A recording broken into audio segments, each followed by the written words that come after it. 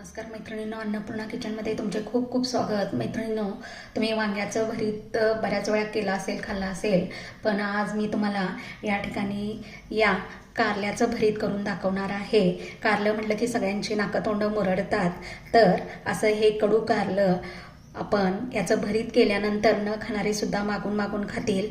त्यासाठी मी येथे 3 कारली घेतलेली आहेत, 1 टोमॅटो घेतलेला, 1 कांदा घेतलेला आहे. तर या ठिकाणी आपण आपल्या रेसिपीला सुरुवात करूया. तर इथे बघू शकता मी गॅसवर एक जाळी ठेवलेली आहे आणि या जाळीवर ही स्वच्छ धुवून घेतलेली कारली ठेवत आहे. ही कारली आपल्याला भाजून घ्यायची आहे. त्याचबरोबर मी कांदा आणि टोमॅटो सुद्धा याच्यावरती भाजून घेणार आहे. तर इथे बघू शकता आपलं कारलं, कांदा आणि टोमॅटो मस्त भाजून झालेलं आहे. आता याला थंड करण्यासाठी ठेवूया. तोपर्यंत आपण आणखी थोडी मसाल्याची तयारी करून घेऊया.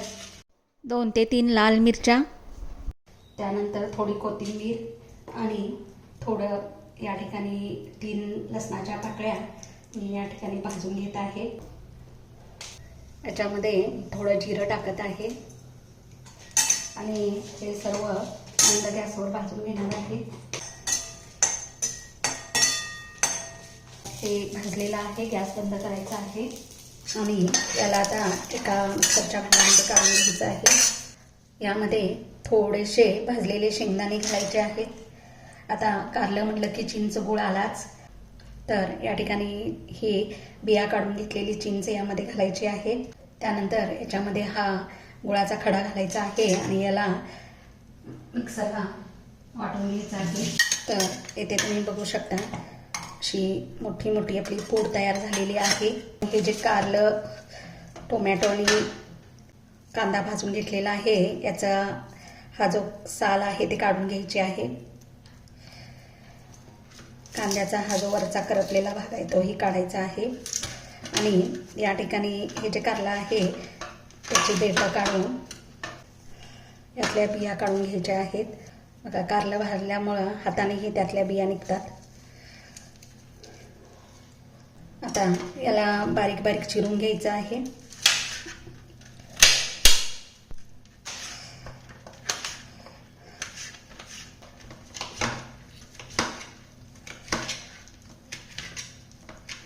गॅसवर पुन्हा मी कढई ठेवलेली आहे.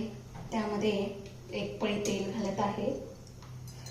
आता याच्यामध्ये हे जे कारलं आहे ते पहिल्यांदा आपण यामध्ये परतून घेणार आहे. म्हणजे आणखी थोडासा जो कारल्याचा कडवटपणा राहिलेला असेल तो कमी होतो.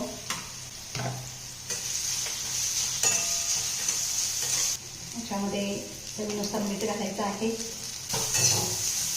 त्यानंतर आपण हा जो कांदा टोमॅटो भाजून घेतलेला आहे तो घालायचा आहे. तो मसाला आपण वाटून घेतलेला आहे तो यामध्ये घालत आहे. मिरची आपण घातलेलीच आहे, तरी सुद्धा मी हे जे लाल तिखट आहे कांदा लसणाचं ते थोडंसं याच्यामध्ये घालत आहे. त्याच्यामध्ये मी थोडीशी हळद घालत आहे.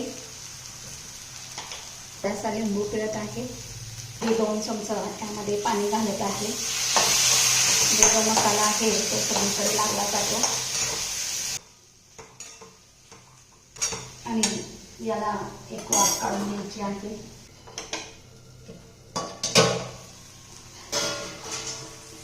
तर इथे बघू शकता तुम्ही याला मस्त अशी वाफ चढलेली आहे आणि हे मस्त असं आपलं कारल्याचं भरीत तयार झालेलं आहे.